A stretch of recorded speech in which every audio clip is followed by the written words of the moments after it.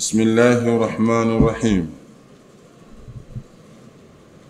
إن الحمد لله نحمده ونستعينه ونستغفره ونستهديه ونعوذ بالله من شرور أنفسنا ومن سيئات أعمالنا. من يهده الله فلا مضل له ومن يضلل فلا هادي له. أشهد أن لا إله إلا الله وحده لا شريك له، وأشهد أن محمدا عبده ورسوله صلى الله عليه وآله وسلم. يا أيها الذين آمنوا اتقوا الله حق تقاته ولا تموتن إلا وأنتم مسلمون. يا أيها الذين آمنوا اتقوا الله وقولوا قولا سديدا يصلح لكم أعمالكم ويغفر لكم ذنوبكم، ومن يطع الله ورسوله فقد فاز فوزا عظيما. أما بعد، إخوة الإيمان، السلام عليكم ورحمة الله وبركاته.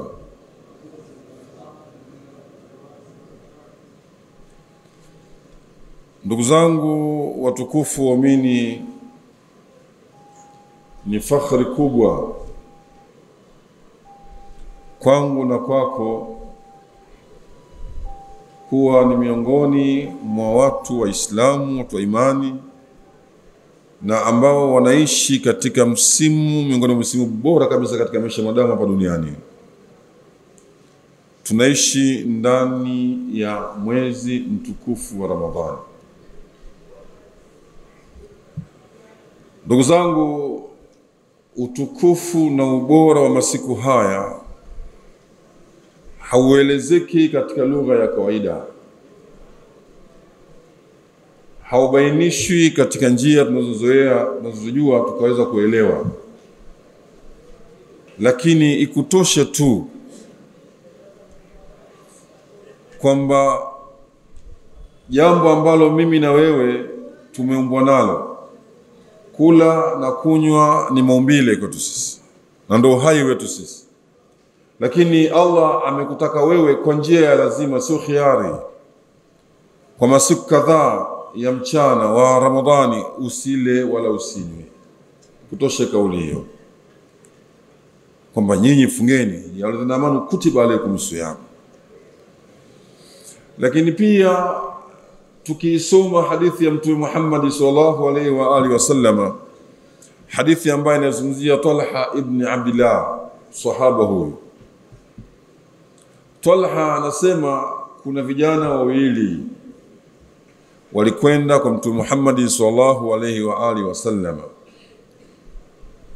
Hawa bwana walikwenda wakiwa si Waislamu, wakasilimu kwa pamoja katika muda mmoja wote. Katika wawili hawa, mmoja akawa na jitihada kubwa kweli sana, anajituma kufanya khairi kwa sababu anajua amesilimu na amejua haki. Kwa hiyo anapigania kwenye haki, na yeye ikiwa Mungu atachukua roho yake muda ule, au ana khairi nyingi mbele ya Allah kwenye maisha ya milele huko. Na mwingine akawa anajitihada, lakini huyu wa kwanza anamzidi, kiasi ambacho huyu bwana aliposikia taarifa tu kwamba kuna vita vya jihadi, watu wakapambana kwa ajili ya Allah, kwenda kupambana nao makafiri, na kwenda kule manake ni wazi mauti yako wazi. Kama wewe unaogopa kufa, si rahisi kubali swala hili, lakini mwenye imani anayemjua Mola mtukufu haogopi mauti. Anajua mauti ni njia ya kwenda akhera. Kama yeye yuko pamoja na Allah, basi ndio njia ndio hiyo, na njia salama zaidi ambayo itakuwa haina hesabu yote kwa yeye. Kwa hiyo bwana aliposikia vita akatoka na kapambana. Fahadha almujtahid faghaza, kapambana, fastushhida, na akafa hali ya kuwa shahidi, yani kafa kule vitani. Huyu mwenzie aliyebakia akaishi mwaka mmoja. Huyu mwaka mmoja aliyokaa akaja naye akafariki. akazikwa. Sasa Talha ibn Abdullah anasimulia, usingizini nimelala nikaota niko peponi, lakini niko nje mlangoni, siingia ndani, niko kwenye mlango wa pepo. Nimekaa, ghafla moja vijana wawili wale nikaona niko nao pamoja, wale usilimu, aliyekufa mwanzo katika vita na aliyekufa baadaye, wote niko nao sambamba. Wakati tumekaa pamoja na wao, ghafla moja akatoka mtu akaja kutoka peponi, akafungua mlango, akamuita yule aliyekufa baadaye, kabla yule kufa mwanzo kwenye vita, aliyekufa nje ya vita baadaye, akamuita, akaingia ndani. Alipoingia ndani kitambo, ndipo akatoka akaja akamuita yule jamaa aliyekufa vitani, akaingia ndani kitambo, kutoka akamwambia, wewe muda wako hujafika bado, rudi. Kwa hiyo Talha ibn Abdullah anapoambiwa arudi, sasa kazindukana kutoka usuni mwake. Sasa akawa anashangazwa. Kipi kinamshangaza? Tunafahamu sote jamani, aliyekufa katika vita vya jihadi, huyu kwanza anakuwa tofauti na aliyekufa katika kifo cha kawaida. Hakoshwi, haviki sanda, hasaliwi, anazikwa kama alivyo. Leo huyu ameonekana kuwa mwisho kuingia peponi, ameingia wa mwanzo ambaye hakufa vitani. Fadhila za mtu aliyekufa vitani ni nyingi. Katika ile masiku 10 anayefanya kheri masiku yale, basi bado aliyekufa vitani hamzidi, isipokuwa aliyetoka kwenda vitani hakurudi yeye na mali yake, huyo atamzidi huyu. Kadhalika pamoja na hayote, bado huyu aliyekufa nje ya vita amemzidi huyu aliyekufa vitani. Hili lilimshangaza Talha ibn Abdullah kiasi ambacho akawa anawadithia wenzie, na wenzio pia nao wakashangaa. Waliposhangaa, fabalagha dhalika Rasulullah sallallahu alaihi wasallam, jambo hilo likamfika Mtume Muhammadin sallallahu alaihi wa alihi wasallam. Lilipomfika Mtume akauliza, min ayi shay'in taajabun, mnashangaa kitu gani nyinyi? Kwani huyu jamaa alaysa kadimaka thasana baadahu, ye huyu bwana hakuishi mwaka mmoja baada ya mwenzie kuondoka? Akasema qalu bala, akasema ndio. Wa adraka ramadhana, akaudiriki mwezi wa Ramadhani, faswama, akafunga, wa salla kadha wa kadha bi sajdatin, akasali sana katika mwezi wa Ramadhani. Ndio, kayafanya hayo yote, kaidiriki Ramadhani na amefunga na amejitahidi kufanya ibada katika mwezi wa Ramadhani, kafanya jitihada kweli. Naam. Mtume salama akasema, sasa kwa jambo hili limemfanya huyu bwana kuwa na daraja ya juu kuliko mwenzie yule aliyekufitani, tena umbali wake ni mabaina samai wal ardhi, ni baina ya mbingu na ardhi. Waislamu, iangalieni ardhi na mbingu iliyoko. Kwa hiyo ukubwa wake wa daraja namna alivyomzidi ni mabaina samai wal ardhi. Waislamu, hadithi inatuonesha nini? Inatuonesha umuhimu wa ibada hii ya funga. Ni sehemu ya kutokea mimi na wewe funga. Jisikie furaha kubwa sana wewe Muislamu kuishi ndani ya Ramadhani. Jisikie furaha sana, hania laka ya akhi muslim. Ni pongezi kubwa kwako wewe. Usijione mnyonge, kuwa na fakhri kubwa. Shukrani yako wewe sasa ni kuwajibika vizuri. Isipite sekunde, dakika, saa katika Ramadhani ukaone chezea bure. Tafadhali Muislamu, kila nukta yako ya maisha ndani ya Ramadhani ifanyie haki yake, utaona malipo yake. Mfungaji ana furaha mbili. Furaha ya kwanza wakati atapofungua, kakamilisha mfungo mtukufu wa mwezi wa Ramadhani kwa salama na amani. Furaha alikuwa nayo ni kubwa sana, wewe unashuhudia, ushatukizia kufanya hayo. Lakini furaha nyingine kubwa, utakutana Mola wako na malipo ambayo hayamithiliki. Mfungaji malipo yake hayana idadi, hayamithiliki, hayana mfano. Ibada nyingine 1 kwa 10 mpaka 1 kwa 700 na zaidi ya 700, lakini mfungaji hakuna idadi ya malipo. Sasa nafasi kama hii Muislamu itumie. Kwa hiyo Ramadhani ni funga yako. Kaifa tukhlis sawmaka lillah, vipi unaifanya kwa ikhlasi kuliko funga kwa ajili? Vipi hufungi kwa sababu tu watu wanafunga? Fungi kwa mazoea? Wewe unafunga hasa kwa ajili ya Allah tabaraka wa taala, na ukajizatiti kujidhibiti na yote ambayo haitakiwi kufanya. Ukazuia kula ya halali kwenye tumbo lako mchana Ramadhani, kunywa ukazuia tupu yako katika mambo ya halali mchana Ramadhani, lakini ukazuia jicho lako, shikio lako, mkono wako, ulimi wako, mguu wako, na yote ambayo Mungu hayataki ukajizuia. vigezo na masharti kuzingatia, ukayafanya haya katika mwezi wa Ramadhani kwa jitihada kubwa, na ibada nyingine ukazifanya, kwa nini usio na daraja kwa mbele ya Allah tabaraka wa taala? Lakini ndani ya Ramadhani kisimamo, ibada. Bi Aisha anasema kana Rasulullah yaqumu al-laila hatta tatafattara qadamahu. Mtume sallallahu alikuwa akifanya ibada kweli kweli, hususan katika mwezi wa Ramadhani mpaka miguu yake inavimba. Anamwambia Bi Aisha, kaifa tasnau dhalika ya Rasulullah, kwa nini unafanya hayo? Umesamehewa dhambi zako za madhambi yaliyopita na yajayo pia umesamehewa, yani uliyofanya huko nyuma na yajayo ushasamehewa wewe, alafu unajitesa kama hivi, inakuwaje?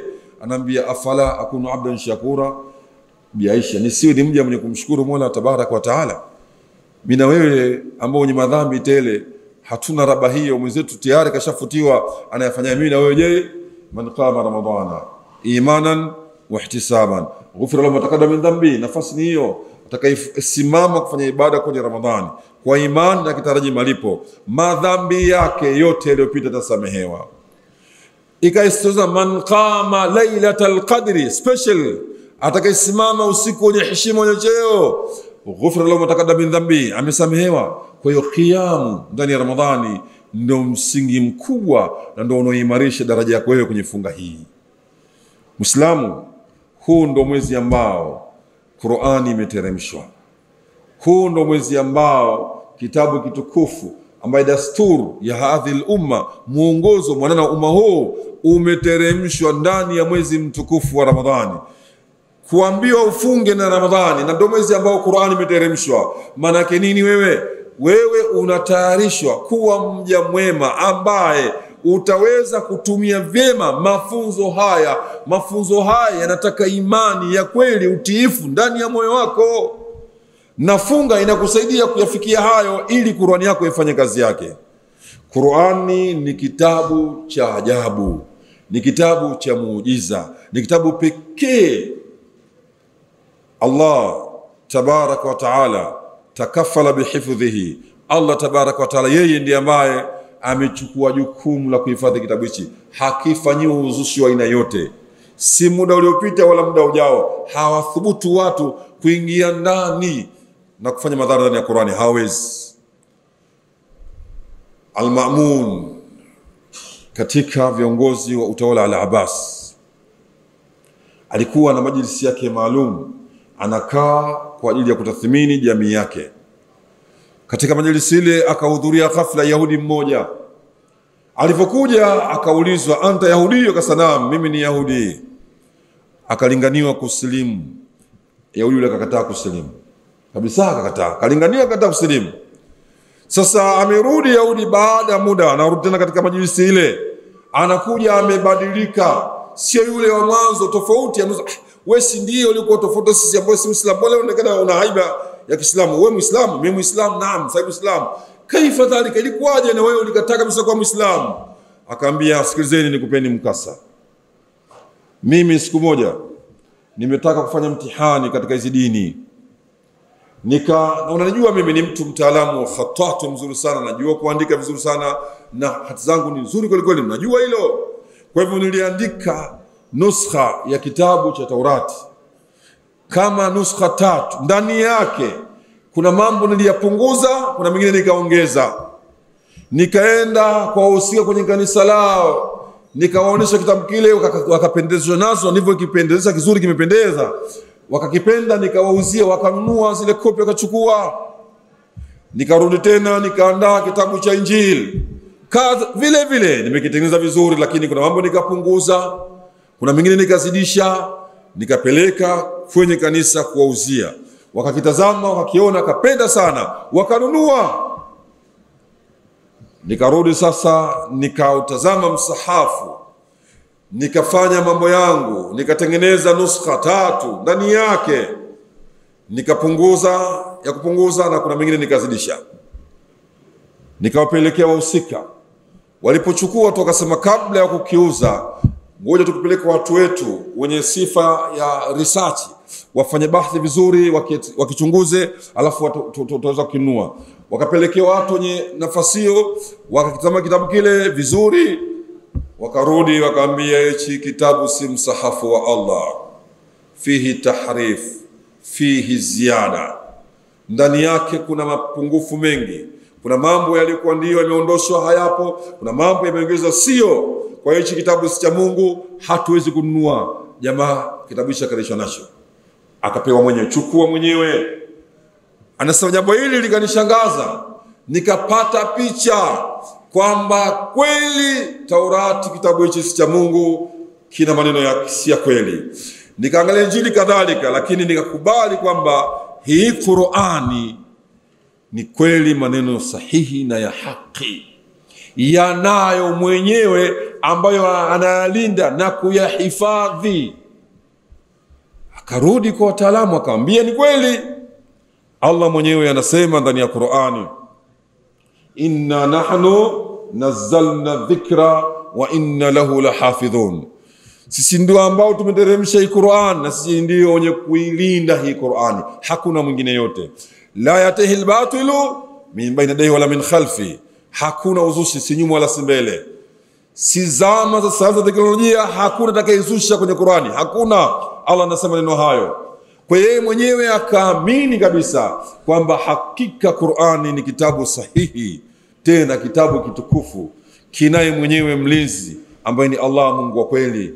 Yahudi akasilimu kwa muamala huo.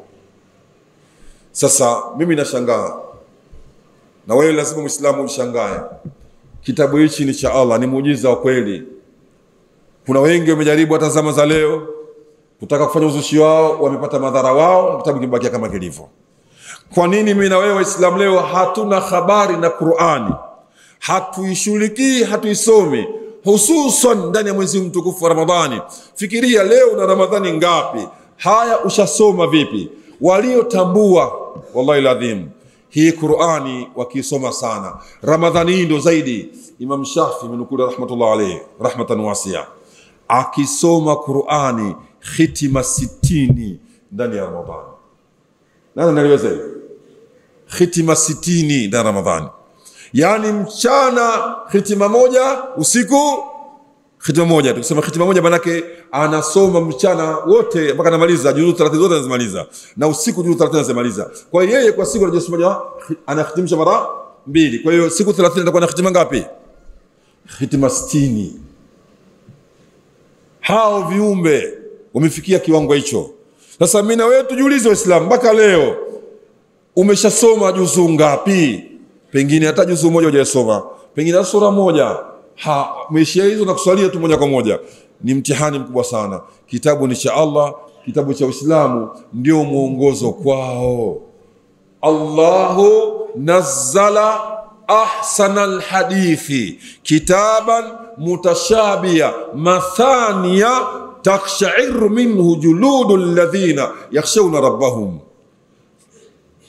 Allah nasema, Allah ndiye aliteremsha kitabu ambacho ni maneno mazuri sana, tena kitabu cha pekee. Aya zake hii Qur'ani yote ni zenye kufanana, kwa maana zinaafikiana, hazigongani. Hutoona aya ikagongana na aya nyingine, sura nyingine, hapana, ni zinaoana, zinaafikiana. Mathania, tena kitabu hichi kinasomwa mara kwa mara. Ni nani aliyesoma suratul Fatiha kisha kajiona hana haja naita? Nani? Kila ukisoma unapenda kuisoma, kila ukisoma unapenda kuisoma, lakini nani? Si kila mtu hivyo. Hudan lilmuttaqina.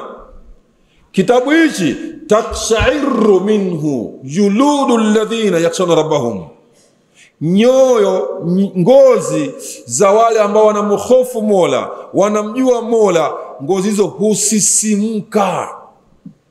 Husisimka ngozi ya wale ambao wanaomhofu Allah tabaraka wa taala. Jamani, ngozi kusisimka ni ishara kwamba moyo wako unamjua Mola Allah tabaraka wa taala, unamjua kweli kweli Allah. Kwa hiyo inaposoma Qur'ani ikakuta moyo ambao unamjua Mola, basi ina maana moyo wako umeungana na Mola Allah tabaraka wa taala. Kwa nini usishtuke?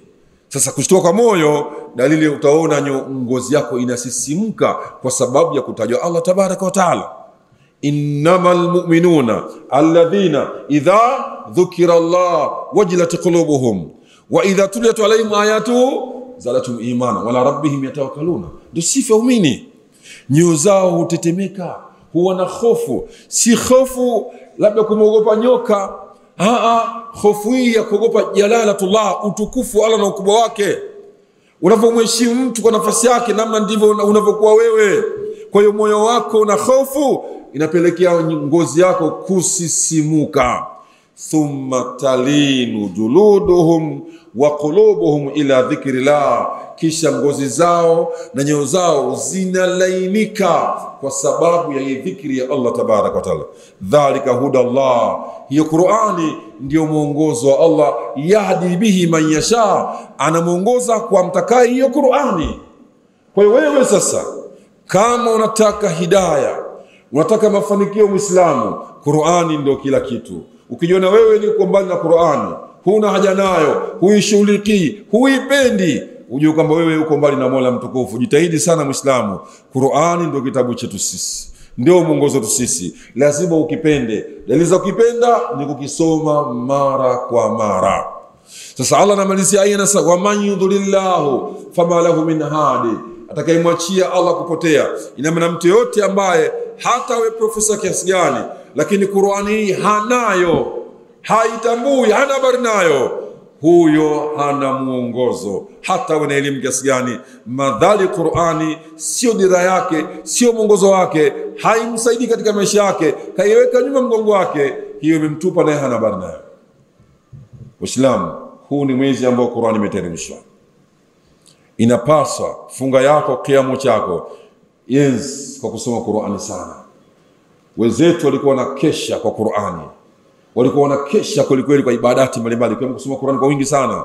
Mchana na somo, usiku anainuka na simama na huko anasoma Qur'ani sana. Kwa hiyo nafasi yetu sisi ni hii, tutumie fursa hiyo kwa Uislamu. Ndugu zangu, tumependelea katika darasa yetu hii tumalizie sehemu iliyobakia katika Suratu Yusuf ambaye tulianza miaka mingi huko nyuma. Kwa hivyo leo tukiendelea na tafsiri hii, aya ambayo tunaondokea leo ni aya nambari 96. Suratu Yusuf aya nambari 96. Na kama Muislamu utakuwa na kitabu cha Al-Muqtasar fi tafsir al-Qur'ani ambacho kimeandikwa na kundi la wanawachuoni, basi ni vyema ukawa nacho, kwani tutakuwa tukiingia ndani yake baadhi kuangalia sherhe za maulama katika aya ambazo tunazipita kwenye kitabu hicho. Allah anasema baada, a'udhu billahi minash shaitani rajim, falamma an jaa al-bashiru alqahu ala wajhihi fartadda basira qala alam aqul lakum inni a'lamu min Allahi ma la ta'lamun. Ndugu zangu, wale ndugu zake Yusuf walipokwenda kwa mara nyingine kwa mtawala wa Misri, na wakati huo akiwa Nabii Yusuf mwenyewe ndio msimamizi mkubwa wa ghala ya chakula, walipokwenda kule kwa mara nyingine na wakapata taarifa sahihi na wakamjua vyema, sasa kweli huyu ni Yusuf, akawambia sasa hakuna lawama tena kwenye leo, hakuna tena lawama. Yaghfirullahu lakum wa huwa arhamur rahimin, Allah atakusameheni kwa sababu yeye ni mwingi sana wa msamaha. Na chukuombeni sasa, idhhabu biqamisi hadha, ondokeni mwendeni na kanzu yangu hii. Jamani, kumbukeni kuna kanzu hii itakuwa kanzu ya 3.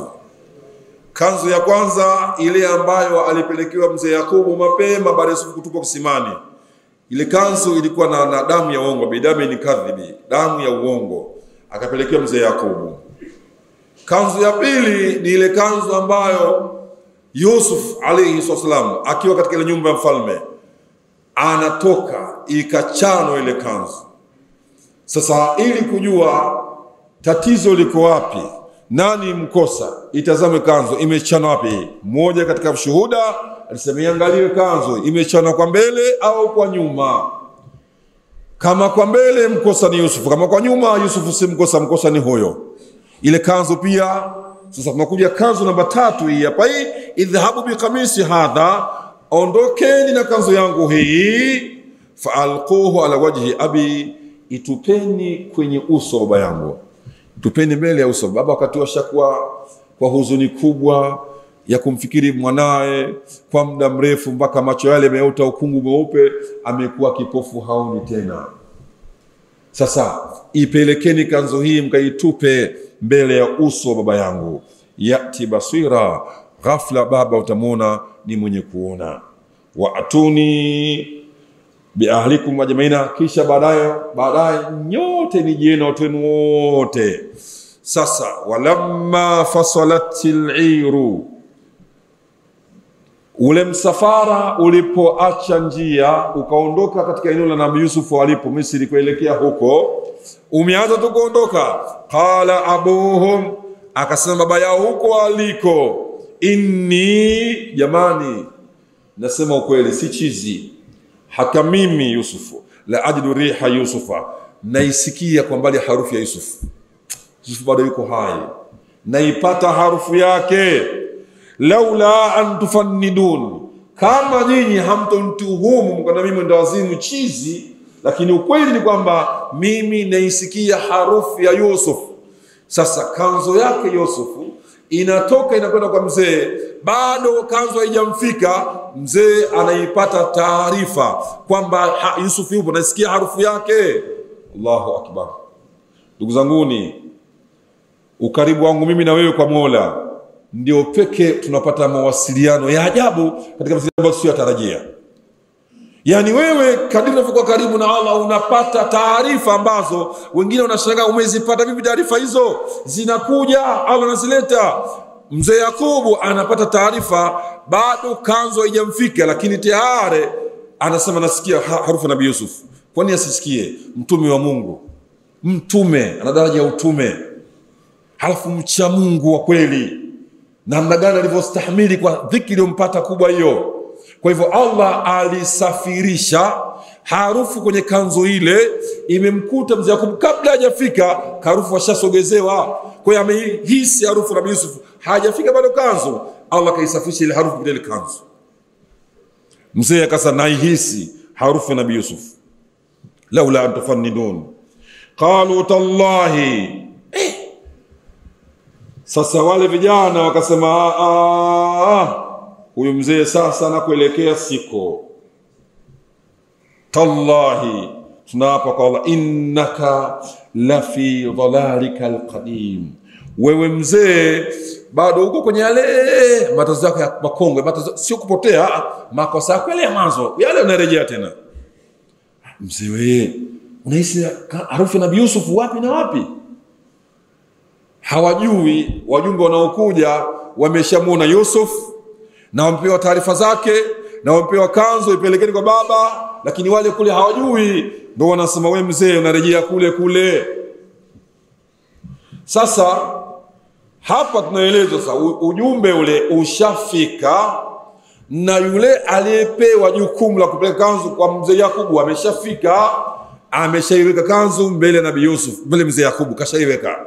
Allah anasema falamma anja albashiru, zama alipokuja yule mbashiri, mbashiri anayetoa habari njema, anayetoa taarifa.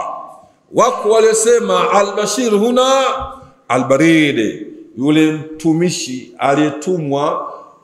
Unajua sio tuna njia za mawasiliano posta. Kwa hivyo zamani ilikuwa mtu ndio baridi, anatoka sehemu kupeleka ujumbe sehemu fulani. Leo tunasafisha kwa vyombo.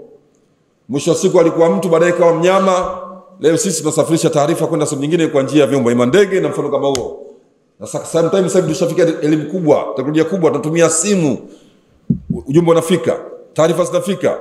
Kwa hivyo sasa huyu mbashiri wanasema albaridi, mtu ambaye alikuwa na kazi hiyo ametumwa. Mwingine akasema hapana, katika ule msafara yule Yahodha ibn Yaqub ambaye ndiye aliyepeleka kanzu ya uongo, ya damu ya uongo, Sasa anajisafisha, akachukua kanzo yeye ndio kaipeleka kwenye uso wake.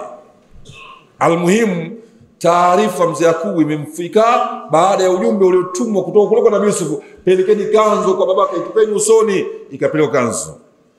Falamma anjaa albashir, alipokuja yule mbashiri alipewa kanzo inatoa bishara kuna nini kinachofuata. Alqahu, akaitupa hiyo kanzo, hiyo ndo rejea hii kanzo ndio hii alqahu, akaitupa ile kanzo ala wajhihi, kwenye uso wa mzee Yakubu. Fartadda basira, pale pale fa hiyo feyo, fartadda basira, mara tu ile kanzo ilipotupa mbele yake, ile harufu ikawa ni kubwa zaidi kuliko mwanzo. Ile harufu ya Aba Yusufu kaona ndo kashamuona mwanawe, kwa hivyo ile furaha kubwa alikuwa nayo ikamfanya mzee Yakubu akaona pale pale, kwa sababu huzuni ndio iliyofunika macho akawa hayaoni. Kwa hiyo furaha kinyume chake imekwenda kufanya macho yaone. Sasa pale pale akaona, fartadda basira, akaona pale pale, akawa ni mwenye kuona mzee Yakubu. Sasa baada ya kuona, qala, mzee Yakubu akasema, alam aqul lakum, je, sikukwambieni nyinyi? Alam aqul lakum, sikwambieni nyinyi, inni, mimi Yakubu, a'lamu min Allahi, natambua kwa Allah, ma la ta'lamuna, abe nyinyi hamyatambui. Sikwambieni kuna mambo nyinyi hamyajui, ambayo mambo haya ni mambo ya kiungu, kwa mtu wa kawaida si rahisi kuweza kuelewa. Kwa mimi nilikwambieni zamani, najua mimi kutoka Allah ambaye nyinyi hamyajui. Kwa hivyo mimi nilikuwa bado sijakuwa na yakini kwamba mwanangu amekufa, nilikuwa na mwanangu bado yuko hai, kwa taarifa ambazo nilikuwa nikizipata mara kwa mara, lakini tu binadamu sijamuona, na huzunika na umia. Sikwambieni mimi hayo kwamba Allah tabaraka wa taala ananipima, ni subira tu, muda tu na takia ufike basi, lakini kuna mambo bado nahitajika kusubiri tu. Fasabrun jamil, langu mimi ni kusubiri kwa njema tu basi. Nikwambieni mambo hayo mimi? Alam aqul lakum, Yesu kwambieni nyinyi, inni a'lam min Allahi, mimi najua kutoka kwa Allah, ma la ta'lamuna, ambaye nyinyi hamyatambui. Sikwambieni? Katika tafsiri anasema, falamma jaa al-mukhbiru, alipokuja yule mtu wa taarifa, bima yasurru Yaqub, katika yale ambayo yanamfanya Yakubu ajisikie raha, afurahi, alqa kamisa Yusufa, akaitupa ile kanzu Nabii Yusuf ala wajhihi, kwenye uso wake mzee Yakubu. Faswara, fartadda basira, ay faswara basira, akawa ni mwenye kuona mzee Yakubu. Indaidhin qala li abnaihi, hapo hapo mzee Yakubu akasema kuambia wanawe, alam aqul lakum, Yesu kuambieni, inni a'lam, minatambua, min lutfillahi wa ihsanihi, upole wa Allah na ihsani yake, ma la ta'lamunahu antum, jambo ambalo nyinyi hamjui. Mwenyezi Mungu mambo yake akitaka hana papara, wewe na subira tu. Mimi nitambua huo ni mtihani, nimetainiwa, na je mtihani nimetainiwa, nani kafeli? Sasa tujiangalie sisi. Ndiko mimi najua mimi kwa Allah ambaye nimejui. Allah ni mwingi wa ihsani, Allah ni mpole, mwenye huruma sana. Haya mimi najua, nyinyi mnajui. Mngekuwa mnajua msingefanya mliyofanya. Kwa kuwa hamjui ndio mmefanya, lakini mlikuwa mnamjua kweli Mola, msingefanya hayo. Nilikwambieni hayo mimi. Sasa watoto maskini ya Mungu, aibu, wafanye nini? Hawana njia.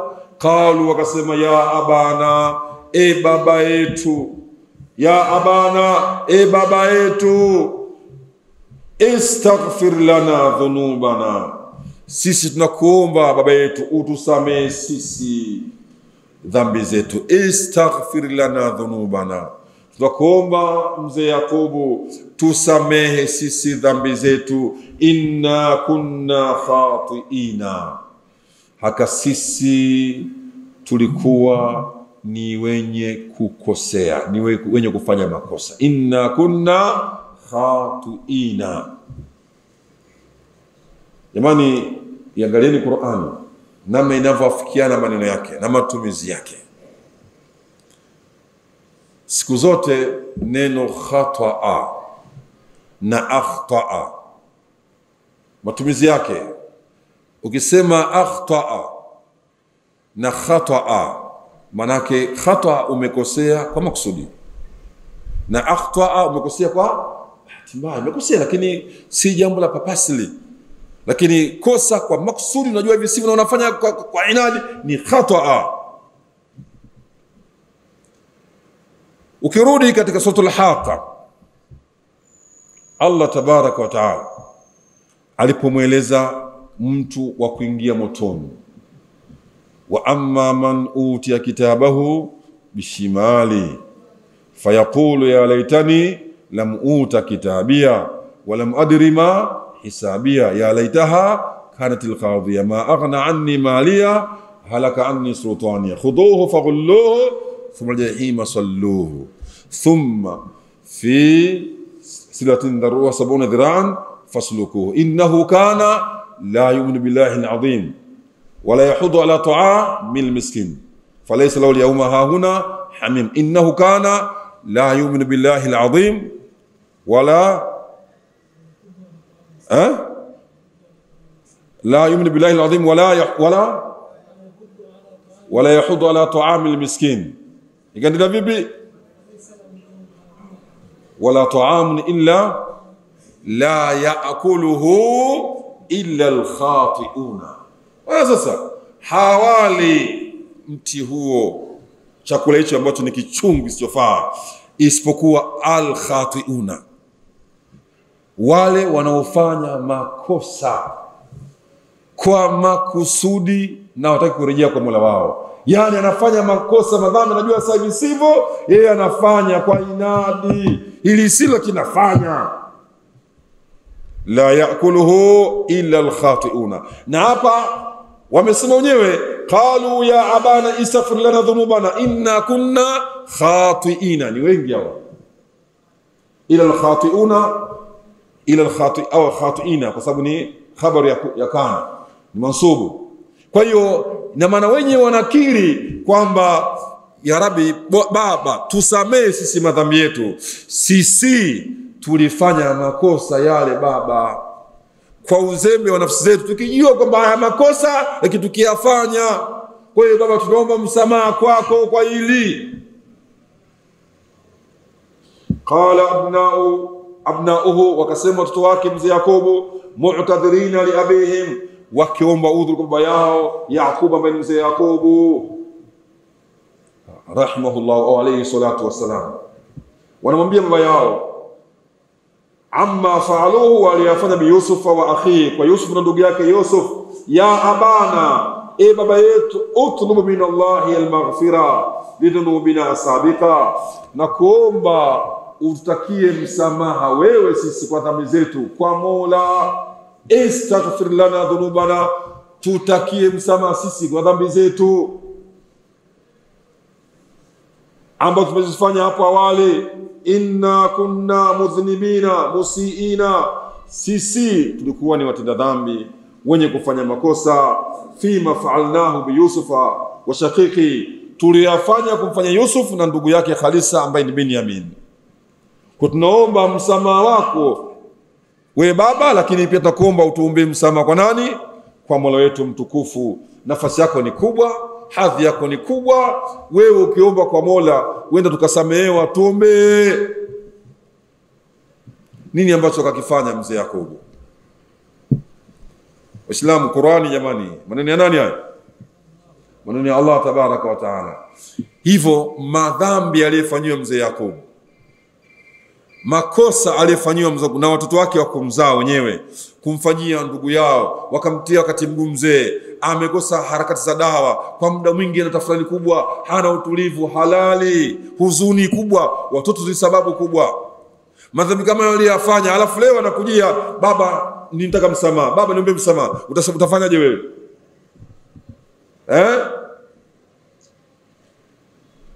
Jamani, madrasa tusiyam, chuo cha funga hichi ni chuo mwanana sana, kinatufunza ustahimilivu wa kweli. Hasa kama unavyoona wewe mchana kutwa shekhe, na wakati mwingine manake leo na jana kidogo le fukutu la joto lapungua kidogo, nimeona kidogo, lakini tangu tumeanza mpaka juzi kushinda jana, hatari.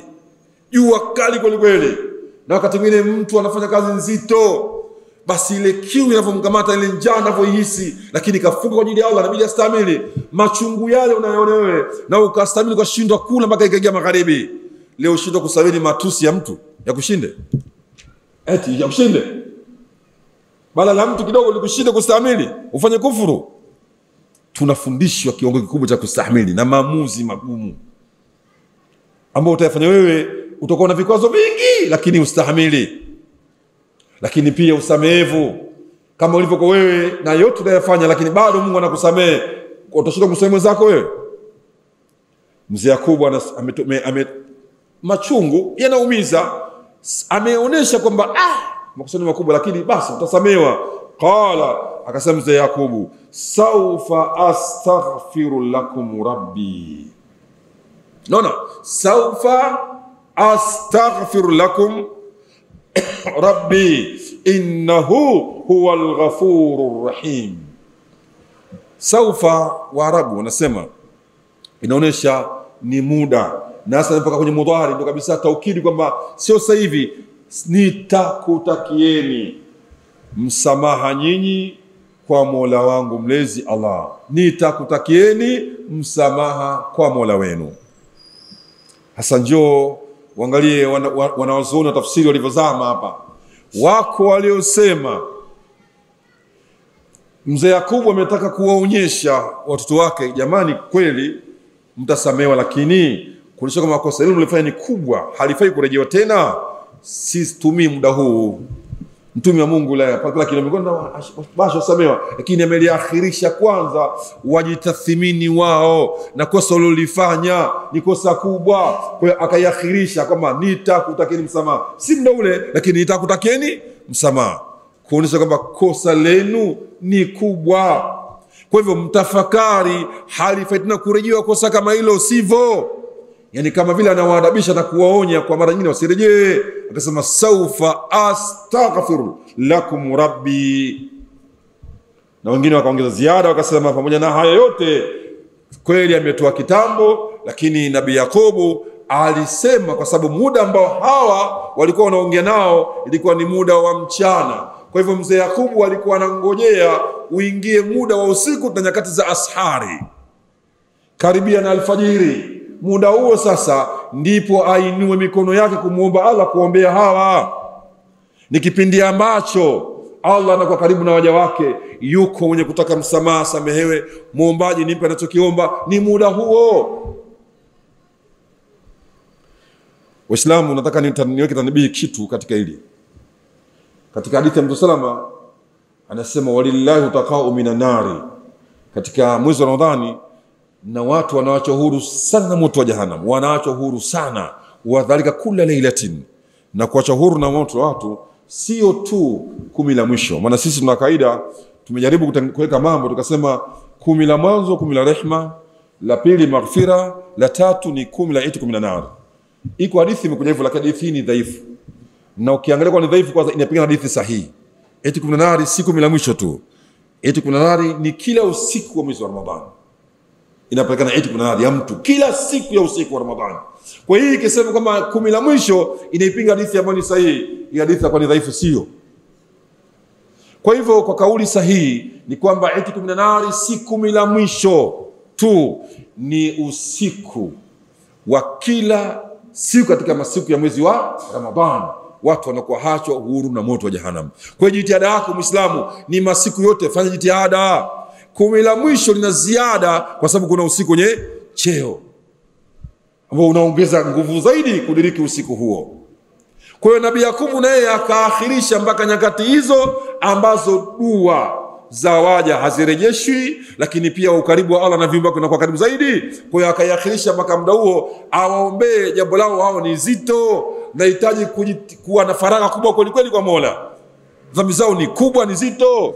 Ndio maana akasema saufa astaghfiru lakum rabbi, nitakutakeni msamaha nyinyi kwa Mola wangu, si kwa muda ule lakini muda utakaofuata. Innahu huwal ghafurur rahim, kwani Allah tabaraka wa taala ni mwingi sana wa kusamehe, lakini pia Allah ni mwingi wa huruma, ni mwenye huruma sana na ni mwingi wa kusamehe. Qala lahum abuhum, akasema kuambia wao baba yao, saufa atlubu lakum almaghfira min rabbi, nitakutakieni msamaha kutoka kwa Mola wangu Allah. Innahu walghafuru lidhunubi taibina, yeye ni mwingi wa kusamehe dhambi za wenye kutubia, min ibadi, katika waja wake, arrahimu bihim, tena yeye ni mpole sana kwa viumbe wake, ni mpole sana Allah tabaraka wa taala. Kwa hiyo nitachukua juhudi hiyo kutakeni msamaha kwa Mola katika hilo.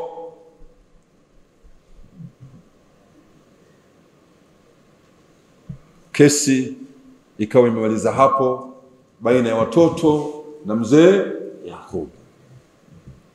Ndugu zangu watukufu Islam, muda wetu umeshakwisha, lakini tuna vikao viwili mbele ya safari yetu. Biidhnillah tabaraka wa taala, vikao viwili hivi tutamaliza sura hii. Sehemu iliyobakia ni hii na paragrafu moja iliyobakia upande huo. Kwa hiyo kikao kinachofuata tutamaliza paragrafu inayofuata na kidogo kikao kinachofuata inshallah taala tutakuwa ni wenye kuhitimisha sura hii. Tumuombe Allah tabaraka wa taala atupe taufiki kama alivyotupa taufiki ya kudiriki Ramadhani, basi si nguvu zetu na ujanja wetu, atupe tena taufiki Allah tutekeleze ibada kweli kwa usahihi ndani ya mwezi wa Ramadhani. Namuomba Allah tabaraka wa taala Ramadhani hii iwe shahidi kwetu sisi, sio shahidi dhidi yetu. Ikiondoka tuwe miongoni mwa waliopata rehema za Allah, sio waliopata laana ya Allah tabaraka wa taala. Ya Rabbi, tukubalie funga zetu, hakuna mwingine isipokuwa ni wewe ya Rabbi. Tukubalie toba zetu, sisi waja wako tuna madhaifu mengi ya Rabbi, kwa madhaifu